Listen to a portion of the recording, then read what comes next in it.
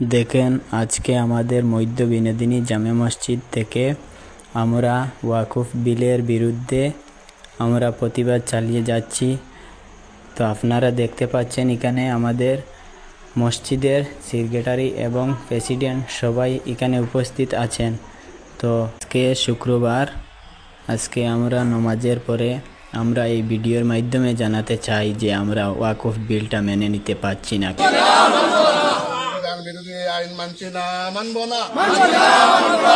ওয়াকফ সংশোধনী বিল প্রত্যাহার করতে হবে। ওয়াকফ সংশোধনী বিল প্রত্যাহার করতে হবে।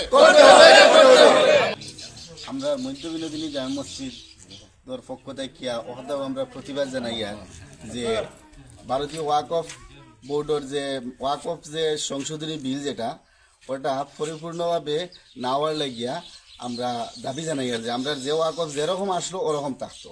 নতুনভাবে সরকারে যে আইন উত্তোলন করছো আইনটা ফাইনাল নেওয়ার লাগিয়া আমরা দাবি জানাই সরকারের কাছে। আর সংবিধানও যেরকম আছে ওভাবে হয়তো সাংবিধানিকভাবে থাকতো, নতুন কোনো আইন আমরা মানি না। আমরা প্রতিবাদ জানাই আর সব মুসলমানের বিনোদিনী মানব না,